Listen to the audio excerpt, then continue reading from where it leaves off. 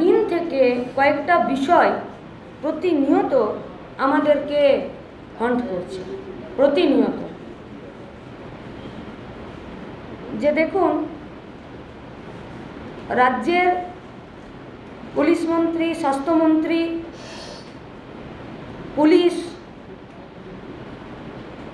এরা সবাই মিলে বলছে দোষী তো ধরা পড়ে গেছে। তাহলে দোষী তো হলো সিঙ্গুলার নাম্বার, দোষীদের হলো তো প্লুরাল। এই ঘটনায় কি কেউ একা দোষী? তাহলে দোষী আর দোষীদের, এ তো হেল অ্যান্ড হেভেন্স ডিফারেন্স।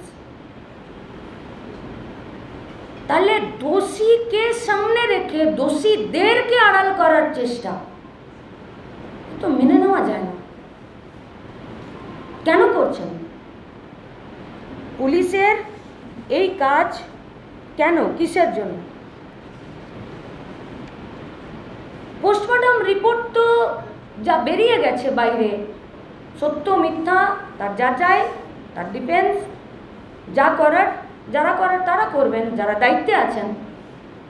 ট্যাক্সের টাকা মানুষের ভোট, যাদেরকে দায়িত্ব দিয়েছে নিরাপত্তাকে সুরক্ষিত করার জন্য, আপনারা বলবেন। কিন্তু পোস্টমর্টম রিপোর্ট তো বেরোলো, সেখানে তো দোষী বলছে না, সেখানে তো দোষীদের বলছে, একাধিক ব্যক্তি। তাহলে বারবার কেন বলছেন দোষীকে ধরেছি, দোষীকে ধরেছি? কি আড়াল করতে চাইছে? আচ্ছা, আমরা জানতে চাইছি পরিবারকে কে ওই মহানুভব ব্যক্তি যিনি ফোন করে বলেছিলেন যে মেয়েটি সুইসাইড করেছে, কে কে তাকে নির্দেশ দিল পরিবারকে জানাতে যে সুইসাইড করেছে? সুইসাইড করা মেয়েটির যা ছবি পাওয়া যাচ্ছে, একটা বাচ্চা ছেলে দেখে বলে দেবে যে এটা কি ঘটছে। আর আপনারা তো স্বাস্থ্য ব্যবস্থার সাথে যুক্ত, আপনারা তো ডাক্তার, আপনারা তো ওই নিয়েই রাত দিন আছেন। আপনাদের কাছে তো আমরা নাড়িটা বাড়িয়ে দিই যে দেখেন তো আমার কি রোগ হয়েছে, আপনারা তো নাড়ি টিপে বলে দেন এই এই এই টেস্ট করতে হবে। একটা ব্রুটালিটিতে শিকার, নারকীয় তাণ্ডব, নারকীয় অত্যাচার যে মেয়েটার উপরে হলো, আপনারা বললেন সুইসাইড করেছেন।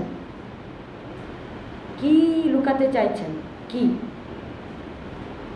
আমরা প্রশ্ন করতে চাইছি যে পরিবারের মৃতার মা বাবাকে কেন 3 ঘন্টা অপেক্ষা করতে হলো তার মেয়েকে একবার দেখার জন্যে?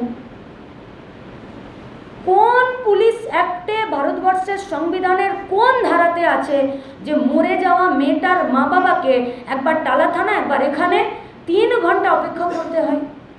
নিজের ওই মরে যাওয়া, যাকে ভেবেছিল, স্বপ্ন দেখেছিল যে মেয়েটা ডাক্তার হবে, তার মুখটা দেখার জন্যে এভিডেন্স লোপাট করতে চাইছেন? কি কি মৃত সন্তানের মুখ দেখতে গেলে পা ধরতে হবে? মৃত সন্তানের মুখ দেখতে গেলে আর্জি করতে হবে, আবেদন করতে হবে? মানবিকতা এটা? কোন দিকে যাচ্ছে আমাদের রাজ্য, আমাদের প্রশাসন, আমাদের এই সমস্ত দপ্তরগুলো? কোন দিকে? কারা ব্রেক করছেন এটা? নাকি কিছুকে আড়াল করার জন্য আগেই পরিবারের উপরে এমন একটা হম্বিতম্বি করে দিচ্ছেন যে যাতে সে গুটিয়ে যায়? আমরা বুঝতে পারছি না। আচ্ছা, রাজ্যের পুলিশ মন্ত্রী, স্বাস্থ্যমন্ত্রী বাড়ি গেলেন, বাড়ি গিয়ে বললেন 7 দিনের মধ্যে সিবিআই যদি কিছু না হয়। অপদার্থতা স্বীকার করে নিচ্ছেন। তার আগে বললেন দোষীকে তো আমরা ধরে নিয়েছি। কি চাইছেন আপনারা? কি? নাকি 7 দিন ছিল সারদার লাল ডায়েরিটার মতন কোনো কিছুকে লোপাট করা? আনিসের সময় 1 মাস, আরজি করার সময় 7 দিন।